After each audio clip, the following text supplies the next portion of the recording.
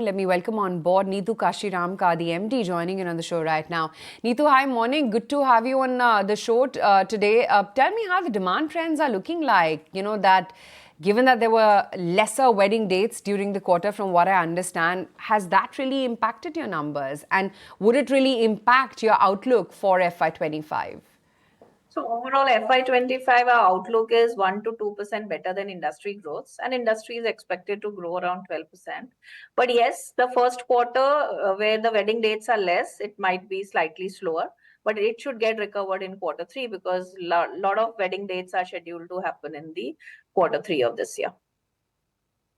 Quarter gone by, one has seen both your profits and margins come in a little lower than what the street was anticipating. Why is that so? And would you say that past quarter was perhaps the worst of the financial year and you will now only see improvement?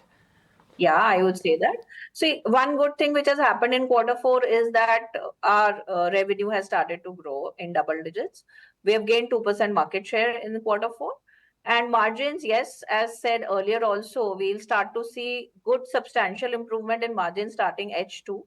And I still hold on to my margin guidance of 15% for FY25. Morning. And so in light of that, what is the outlook in terms of your EBITDA margin guidance? How do you plan to reach 18 to 20% over the next 12 to 18 months? Yeah, so basically that will happen in FY26, around 18. So this year 15 and then next year going to 18. So 2 or 3% improvement in gross margin, and a lot will happen in overheads reduction, because today if you see our overheads are quite high. So there's a lot of work which is happening or started to happen on the overheads, which will start to show results starting H2 of this year. You would be able to come back on track both in terms of market share, margins, because when we spoke to you last, you said, look, you're reinventing the supply chain, you're reinventing distribution, you want to come back on track, you would be able to gain market share. Are you confident that things would be back on track? Yes, definitely. And quarter four results actually showing that. So we have gained 2% market share in quarter four itself. And I'm quite confident that profitability will also follow based on my guidance given earlier. What about competition? I mean, while you are preparing to gain market share, if I just look at competition, whether it is from the startup sector or whether it is a new competition which is coming in the luggage sector, the landscape is very, very different. Earlier it used to be only VIP and Safari or Safari and VIP. Now there are 3-4 players which are there. So yes, competition is quite healthy and tough, I would say. But one good thing which also happens now is that a lot of this industry had close to 45% of unorganized share, which is coming down. And with more and more players coming in the organized sector, I think there's a good trend which will happen, which is unorganized will shift to organized. And all the organized players will tend to gain out of that.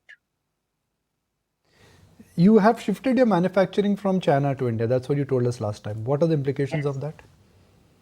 So that implications are already seen, because this has happened not today, it has happened 2 years ago. And one, we save on the custom duty, so our margins will be better. Also the lead times, if I have to do anything from China, it will take 6 months. Whereas if I have to do some new product in India, it will take 3 months. So actually it reduces our lead times. So given your current market share, which is around 43 odd %, tell me, what is it that you're targeting for the full year and next?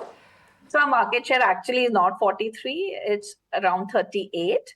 And I'm targeting a 40 in FY25. Stand corrected there with respect to the market share. And let's also understand what the update is when it comes to Bangladesh. And by when are you expecting things to normalize over here? H2. So Bangladesh as such today is running at 50% capacity. And by H2, I think we should be able to go to 80-90%. And whatever changes had to be done, like reduction in the soft luggage upright capacity to backpack, that's all done. And we've also let go of 4,000 people in quarter four. Okay, fair enough. The restructuring has already happened. Now it's all about using the capacity, which will start to happen in H2. What is the outlook when it comes to the e-commerce growth? How much will that form, in terms of your overall revenue pie? How do you expect to accelerate that? So currently it's 22% of our revenue. Industry is around 25 to 27. By end of this fiscal, we should be in line with industry. So our share of business should be 25 to 27% from e-commerce. I just wanted to understand a little bit better, Neetu, in terms of the pricing trends, how that is versus some of your peers, what the outlook is when it comes to pricing of some of your new products, if you can share that. So two things, we are expanding both ways. And since VIP has brands in various categories, starting from lower end with Aristocrat, then Skybag followed by VIP and Carlton, we are playing across all the categories. In the past, our highest price point used to be 10,000, which now has already become 16,000. So we are expanding both ways, as I said. So we are also launching a lot of products in Aristocrat as well as in the Carlton to take it up. And if you have to compare it with the competition, I think we are in line with the pricing with competition, 50 rupees, 100 rupees plus minus, depending on the features and look and feel of the product.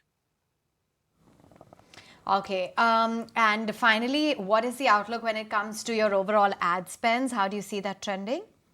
So it should be in the range of 6 to 7% for the full year.